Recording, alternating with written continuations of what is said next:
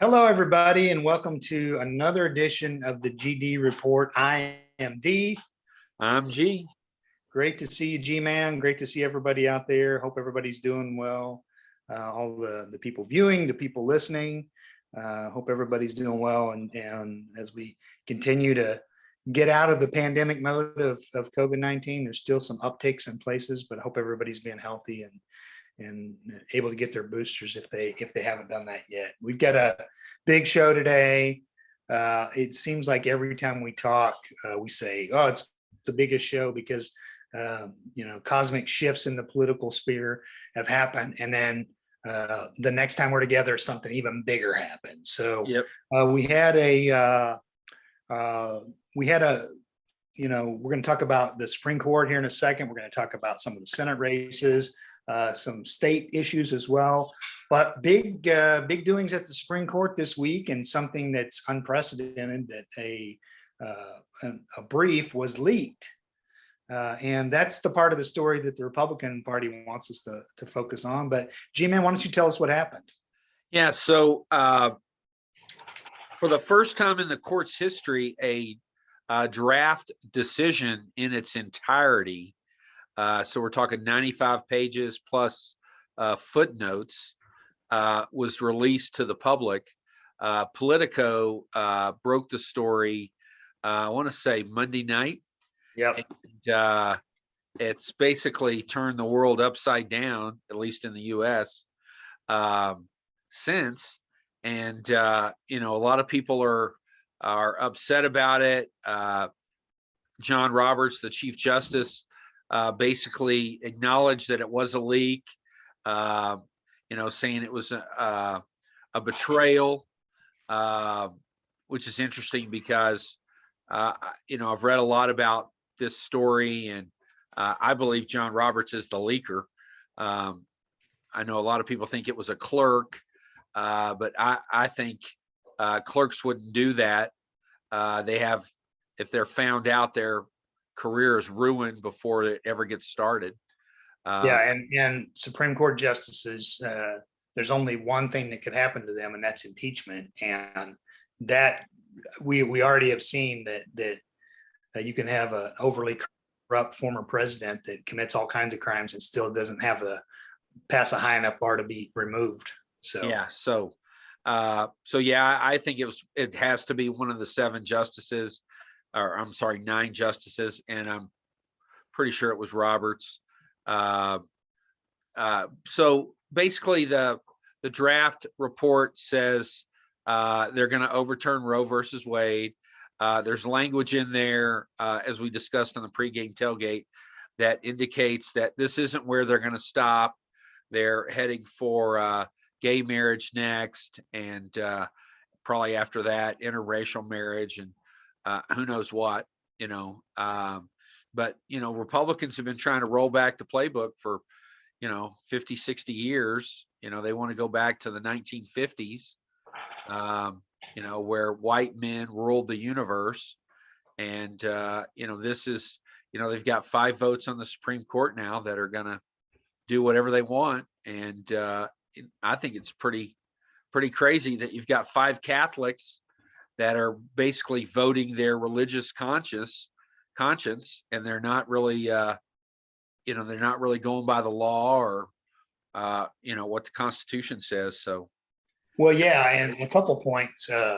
There's supposed to be no religious test, and people always use that as in the Constitution they talk about that as a way, like, not to discriminate against religion, but also, it shouldn't be the other way where you discriminate for religion and you advocate for one religion over another, because there's definitely other faiths. The Jewish faith believes that a person is not a person until they are physically born. So outside the womb, that's the Jewish faith. So this completely goes against the Jewish faith. There's all kinds of faith decisions, but it's why faith shouldn't enter into the doctrine. It's supposed to be a secular decision.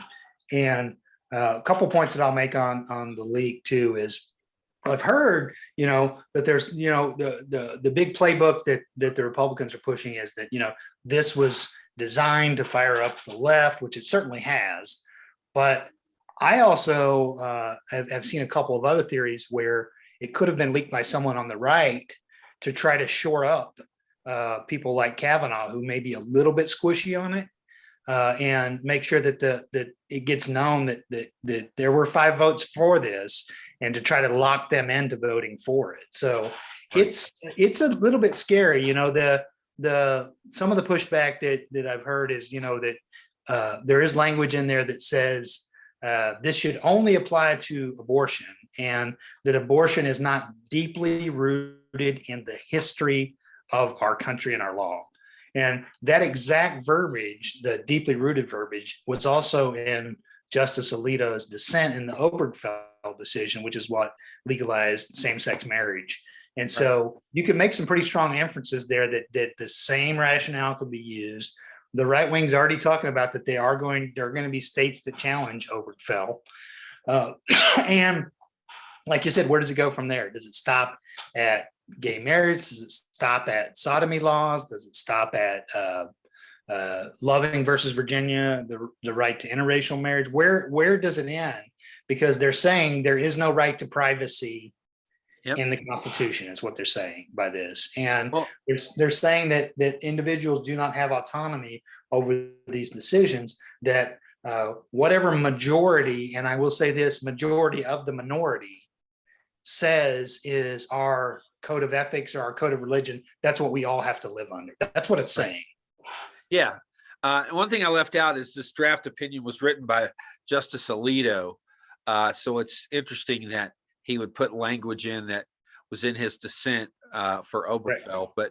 But yeah, I think that's the scary part about this, is that with 5 votes,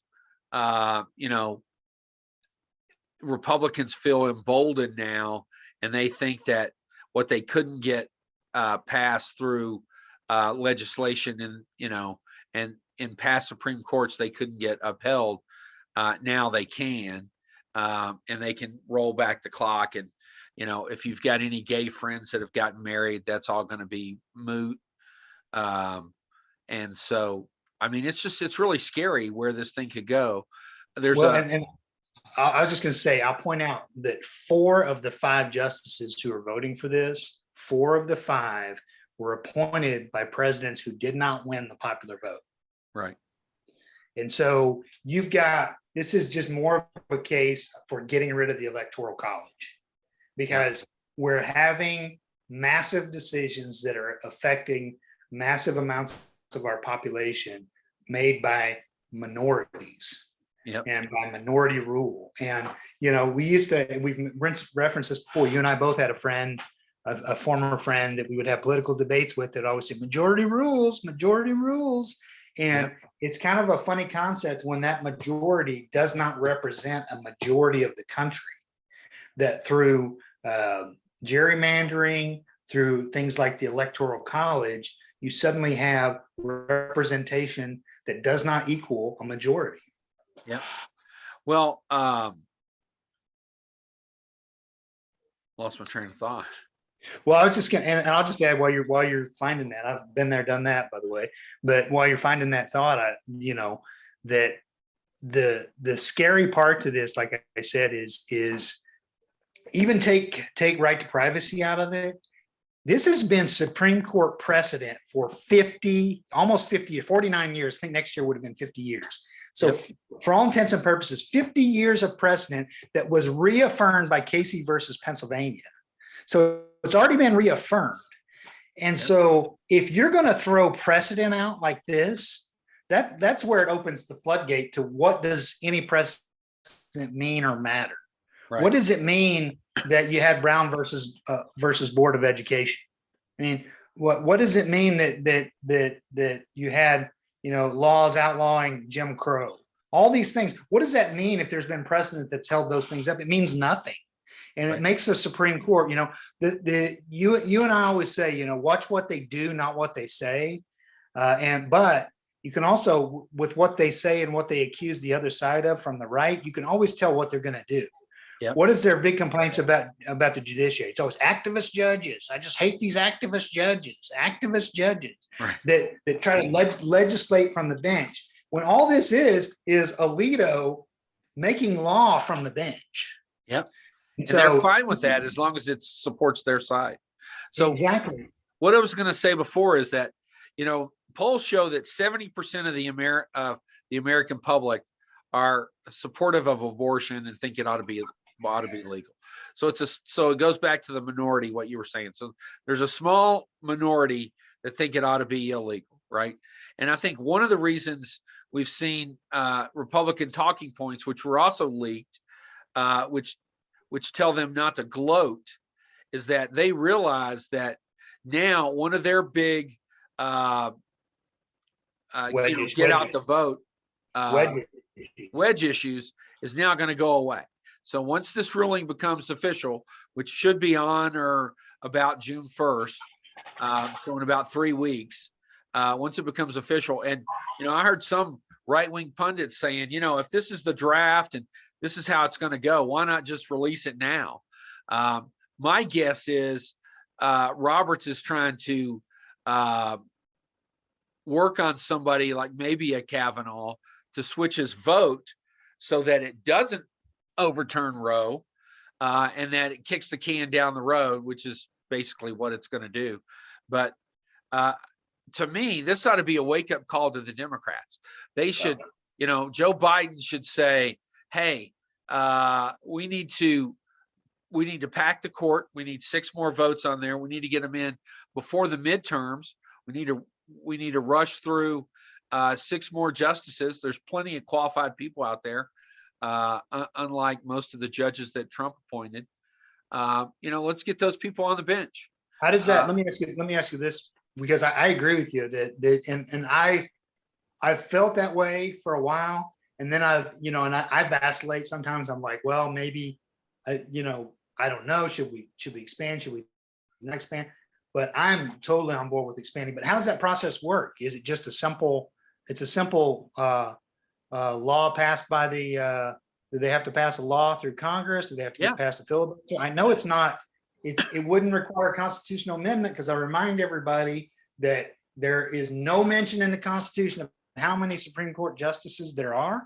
So it's totally an arbitrary number. And I will also remind everyone, as you have on past podcasts, the last person to change the number of Supreme Court justices was Moscow Mitch McConnell, when he in 2016 he changed the number from 9 to 8 when he refused to seat President Obama's nominee. And so we had a Supreme Court for almost I think over a year that had 8 justices only on it. So if Mitch McConnell can change the number, why can't we? Well, yeah. So all they have to do is start appointing the justices. That's all they have to do. So Biden has to say, hey, I'm going to appoint a 10th justice. And you can't have 10, because then you have, you could have 10 because we had 8, but history shows you're better with an odd number. Any ties on an even court, any ties revert to what the lower court decision was. And so, so you really want to have an odd number so that you can have a majority opinion, which gets back to, we've got 5 people deciding what's what for the country, right? No matter which side you're on, that just seems kind of crazy, right? So we have a Senate that has 100 people. We have a House that has 432. And so you've got, 500 people, which is a fairly good microcosm of the country. But here you've got a Supreme Court, which looks almost nothing like the rest of the country, right? You've got mostly, ultra conservative religious votes, when the country is moving away from ultra conservative and religious doctrine. Church membership is at its lowest level in the country's history. So why not expand the court? Let's put 25 people up there. Let's put 55 people up there. Let's have make some it consensus. look more like America. Yeah, let's have some consensus on how we move forward.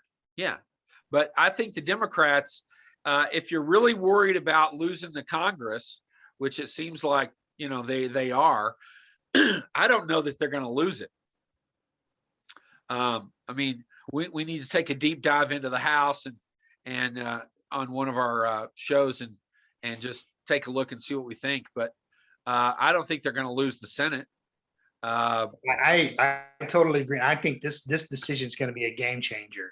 And the fact that it leaked now, and in 3 weeks' time, when it comes out and then they make it official, you're going to see people in the streets like we haven't seen people in the streets for a long time. Right. And you're going to see people charged up.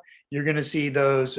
I always think about the Philadelphia suburbs. I think about the swing districts in California, some of the upstate New York districts, and you go, all those districts are back in play now. Yeah. In the house, because you go to those Philadelphia suburban moms and you say to them, if your daughter gets raped, if somebody breaks out of prison and rapes your daughter, this candidate over here believes they ought to have that baby. Well, yeah, I heard the the author of the Oklahoma law, which is just as restrictive as the Texas law. I heard him on the radio the other day saying that the sins of the father shouldn't be visited on the baby. So if a woman gets raped, she should have to carry that baby to term because it's not the baby's fault she got raped. Is it the mother's fault? That's what they're saying. They're saying Yeah. the mother has nothing to do with it. I mean, it is crazy talk. And I think that's where the Democrats got to be too. They got to be saying the other side's crazy. And even if those candidates in the suburbs try to, in the Northern Virginia districts as well, even if those Republican candidates try to moderate, you got to say they're going to vote for Marjorie Taylor Greene to be a committee chair. They're going to vote for Paul Gosar to be a committee chair.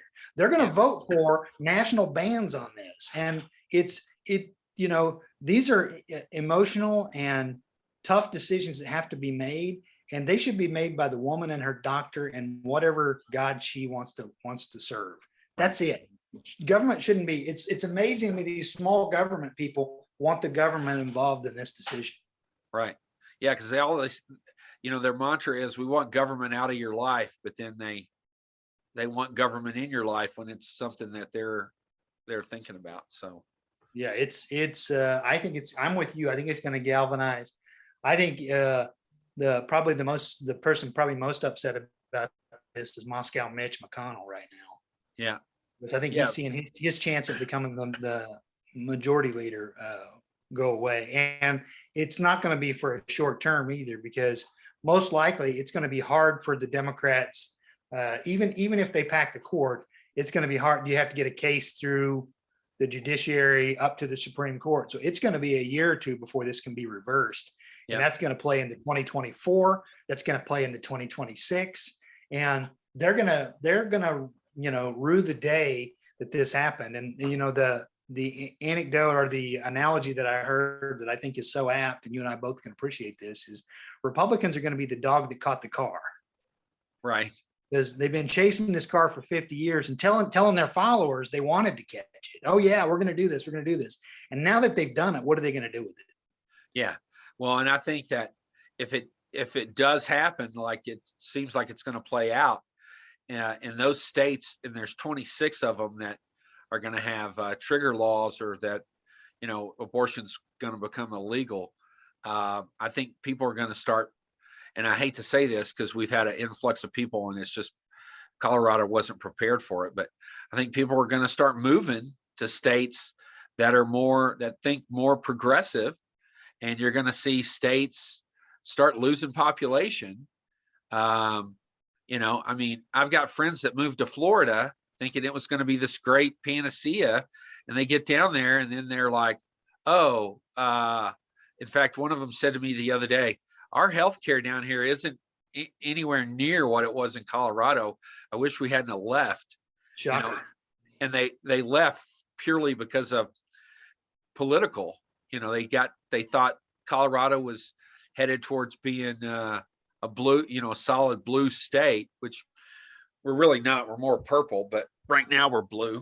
But they thought, we're going to go to a solid red state, and they get down there and they realize, hey, it ain't as great as we thought it was going to be. Well, speaking of Florida, I'll tell you this, that one of my clarion calls that I knew that the Republicans weren't too happy about this was that Ron DeSantis, governor of Florida, when they asked him about the decision, he said, "Let's wait and see till the decision comes out." I have never known Ron DeSantis to say "wait and see" on anything. Right. Yeah. He's never been, "Let's be cautious about this. Let's hold back." He's Right. always, "This is the greatest thing ever," and this is, yada Right. yada yada. And so I think they're going to rue the day that this happened. Yeah, I think you're right. So let's move on then to our next topic, which is the Senate races in Ohio and Pennsylvania. Yeah, So I think there's these states have been, Ohio used to be up for grabs quite a bit, but it's been trending, and the last few elections been solidly Republican. They just had their primary last week, and Donald Trump endorsed the author, Silicon Valley person who said he hated Ohio back in the day, would never return, now wants to be their US Senator, JD Vance.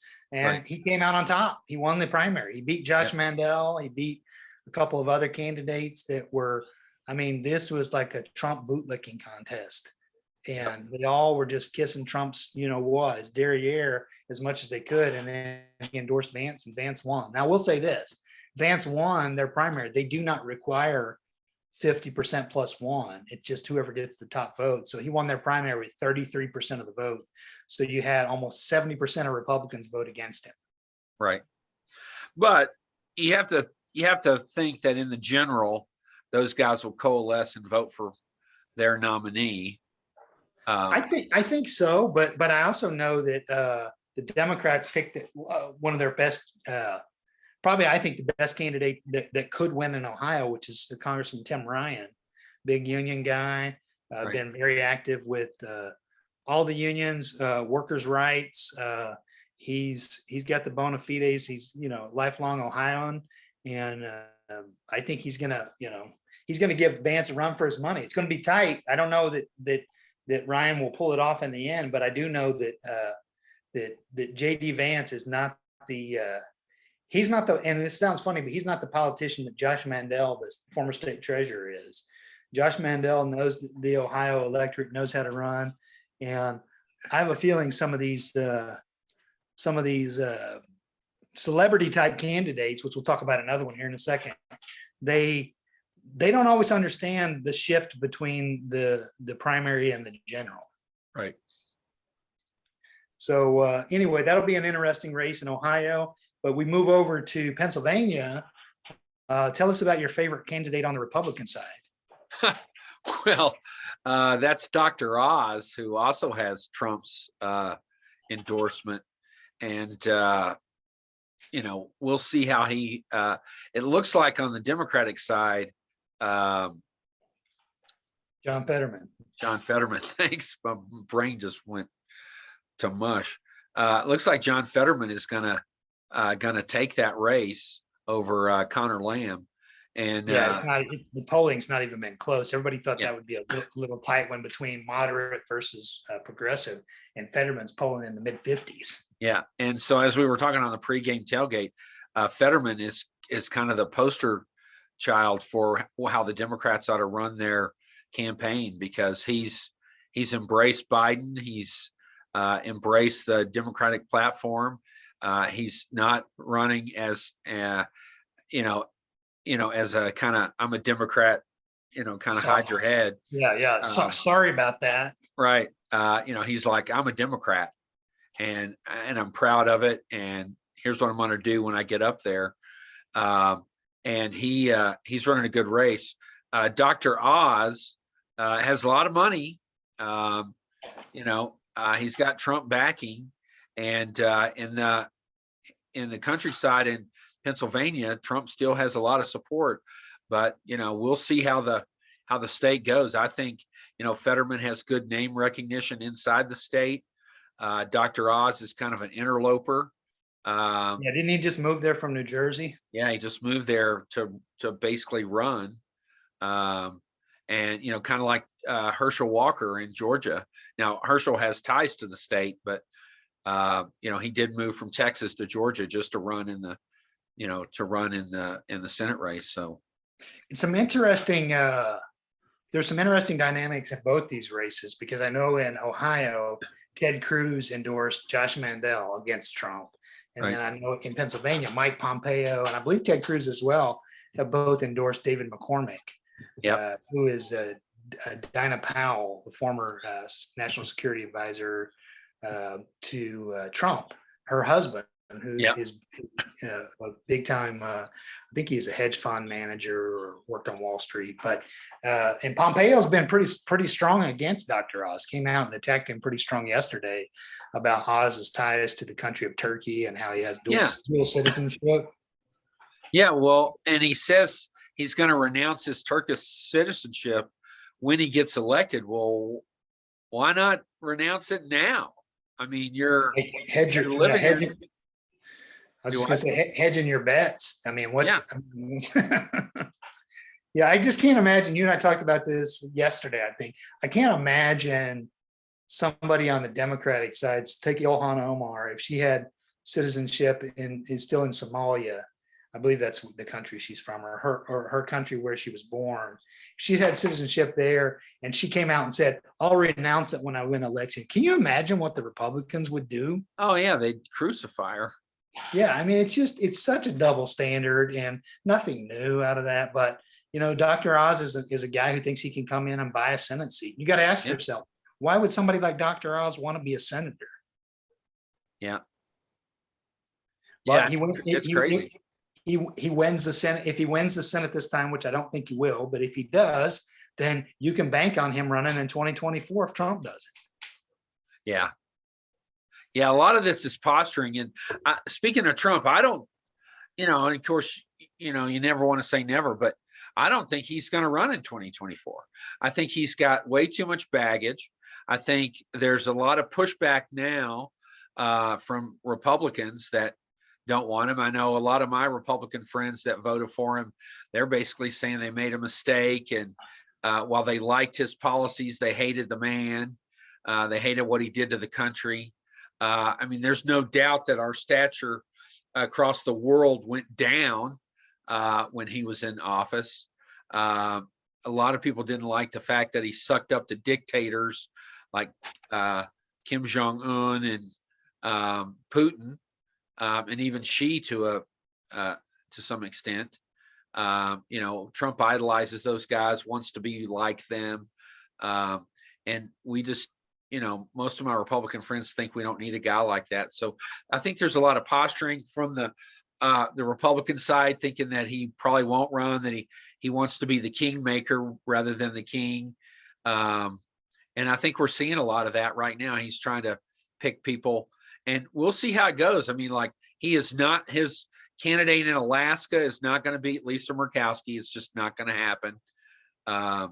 There's some other races where he's picked people that they're not going to win. So I think the Trump brand is on the wane. Well, but you still have people saying that if he's the nominee, they're going to vote for him because they're scared of him. Yeah, but he lost the last time, and I think he'll lose again. We lost both times, let's be honest. Yeah.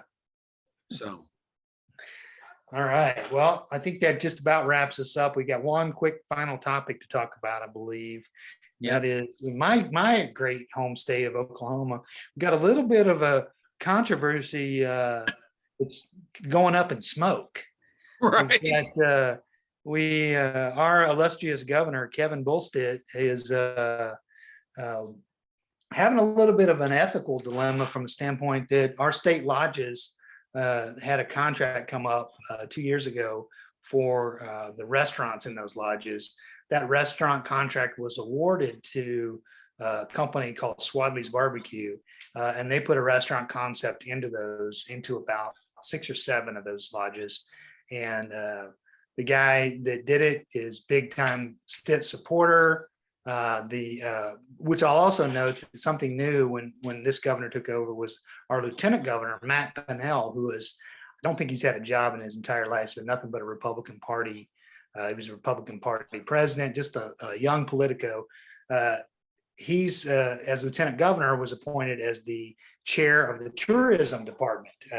So there was a tourism director that reported up to him, and these contracts were approved through the tourism department, where they gave an exorbitant amount of money. I think as a state, we've spent between 14 and 18 million dollars on these restaurants, and there's all kinds of corruption involved, where we were overcharged for management fees. We were, some of the locations, they applied and paid for and received mixed drink licenses, and the locations do not serve mixed drinks. They only serve alcohol and wine, which is a completely different license. So were those licenses used in some of these other restaurants? There's lots of things going around. Right. And our governor has tried to deny any involvement in this. He even said, I don't even know Brent Swadley. I've never met the man. And then now pictures have come forward where he's hugging him, and as we talked about on the pregame tailgate, I'm sure the defense of that will be, as governor, I take pictures with lots of people. Right. But there's also a letter that's been released where he sent a letter to Brent Swadley and thanked him for the hospitality and the great food, including the fried honey buns. Right. So it's going to be pretty hard to deny that you've met the man. Brent Swadley talks about how much he idolized Stitt, right, and thinks that these charges are unfair, but there's a lot of smoke here now. Our state legislature, which is dominated by Republicans, I mean, like 81 to 15 or something Republican, they've now opened a special investigative committee to investigate this. This week they issued their first subpoenas on it. So they're not going to let it go away. And he hasn't done a lot to endear himself. I mean, the legislature passed a bipartisan bill that was going to require all executive branch appointees to submit a financial standing documents, basically, their personal financial statements, to say, what income did they have, where did it come from, all those kinds of things. And Stitt vetoed it. Right, shock. Well, yeah. Didn't I see that there were building permits involved where they? Oh yeah, a lot of these places, yeah. And they said, no, we never pulled any permits, but then they billed the state for what ended up being like hundreds of thousands of dollars for building permits. Yeah, they billed them for building permits. There was also no fire inspections to take place. And that's kind of where this whole story came from. Was there was a fire inspector that went to, I believe it was the Roman Nose State Park, and asked for the fire inspection status. And it was a fire marshal. And he was told by the principal in the matter that quote, I don't think you understand the politics involved with this, that Kevin Stitt personally asked me to put my restaurants in his state parks. Right. And that basically like inferring, it's kind of like the old, when the politicians get stopped by the police, and it's kind of like, do you know who I am? Do you know who I'm connected to? Right. Well, weren't they no bid contracts, right? I mean, there was no competition, right? There was no, I don't know if it was technically a no bid, but there was only one bid. Let's put it that way. Right. Yeah. So all these, of course, are alleged allegations. We'll state that, but it's going to be, where Stitt and Pinnell are both facing re-election right now. Right. And there's been calls for them both to resign, which I don't think will happen, but it's not, we've had governors in the past that have been indicted in Oklahoma. We've got a long history of that. Some that have even gone to prison. So. Right. Well, remember there was a lot of call for Nixon to resign, and he resisted right up until he resigned. So. Right.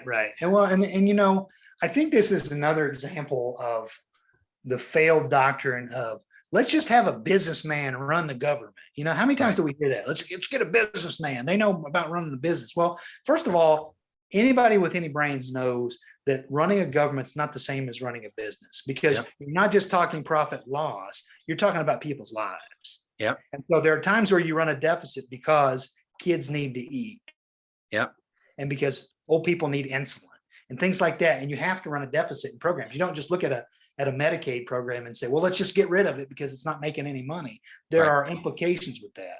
And so this is another case of where the state had some options, and they had a really good candidate on the Republican side, guy you and I both know is former Oklahoma City Governor Mick Cornett. Yeah. That would have made a good governor. I don't agree with Mick on all the politics, but all the time, but he at least knows how to run a government. He's run the city government of Oklahoma City and ran it well and saw great changes in the state. And so, it's like I said, Mario Cuomo said, you campaign in poetry and you govern in prose. Right. And I think sometimes people get enamored by the poetry of the candidate and they think, oh, I'm just going to get this independent businessman. He's going to come in and shape everything up. But as you and I talk about, one man's welfare is another man's essential program. Yep, absolutely. So, and one of the things I heard about Trump in 2016 was like, oh, I love that he's a businessman. Well, and I always countered with, that's filed for bankruptcy 6 times. So yeah, I thought that's what you want for the U.S. I thought Hillary had a great line about that when people would bring that up is, do you really want a businessman who bankrupted a casino? Right. Yeah. Like, how does a casino go out of business? Right. So who do you think's, like, if we could tell people where to go to kind of follow this, is there a media outlet that's like doing a better job than any others? Or in Oklahoma, it's definitely the lostogle.com. Yeah. Yeah. They keep their stories up, I think, for free for 24 hours, then they require a subscription after that. But they're one of the most connected sources that they're not afraid to report the news. Let's put it that way. They're not afraid they're going to upset people. Yeah. And just for some context, we can share that the Ogle family is an icon of Oklahoma broadcasting. The patriarch, Jack Ogle, fathered 3 sons who are, at least as far as I know, still today, very active in Oklahoma broadcasting, very prominent. Kevin Ogle is the 10 p.m. anchor. Kelly for K4, the NBC station. Kelly Ogle was the 10 p.m. anchor at the CBS station. And then Kent Ogle is the morning anchor for K4. So, and then don't they have a daughter? Doesn't Kevin have a daughter that was into broadcasting? Actually, both of Kevin's daughters are in broadcasting. So Abigail's on Channel 5, the ABC affiliate, and then Caitlin, I believe, is actually on K4. Gotcha. So the family has a long history in Oklahoma broadcasting, and so that's kind of the play on the name, the Lost Ogle. But it's a great site. Their reports are pretty irreverent and just fun to read. And it's kind of a muckraking site back in the day when you used to have a little bit of pizzazz with reporting and again, not afraid about sources. They get a lot of inside. When I worked for the local newspaper that was taken over by Gatehouse Media, they had a source inside our big layoff meeting where somebody was live tweeting it to them. So yeah, they're one of the most connected news outlets in Oklahoma. Right.